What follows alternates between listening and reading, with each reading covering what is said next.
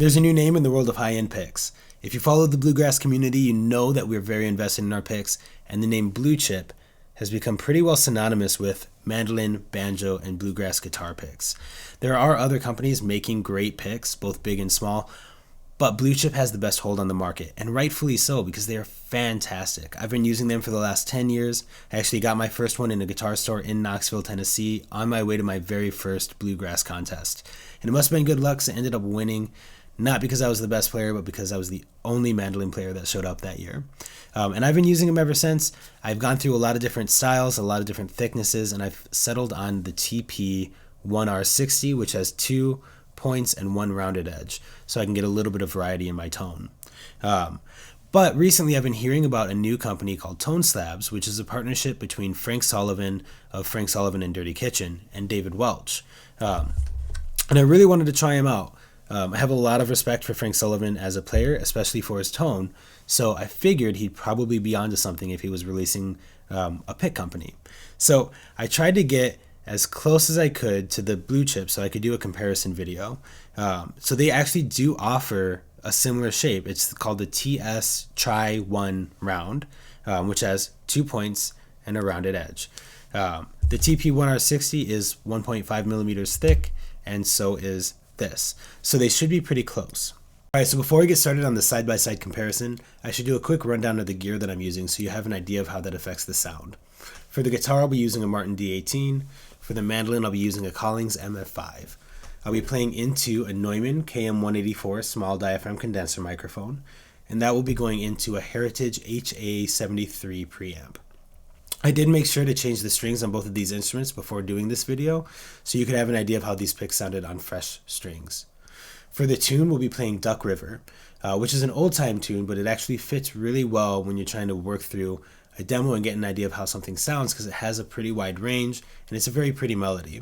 If you'd like the tabs and sheet music for this, you can find both the guitar and mandolin tabs on my Patreon page, as well as all my other tabs for just $1 a month.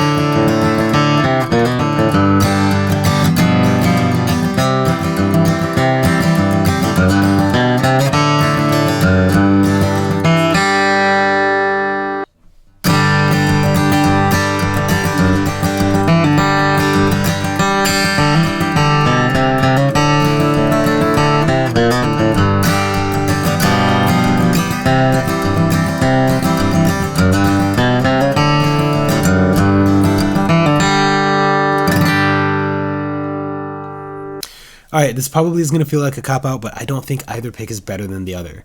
I think that they're aiming to do very different things, and they're both accomplishing their goals really, really well.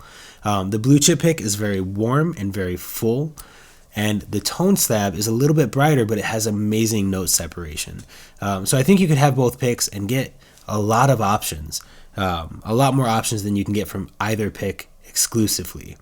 The other side of this is that they would be good to kind of pair with whatever instrument you're playing. So if you have a very, very bright guitar, you might want to try the blue chip to kind of bring that back and avoid getting shrill.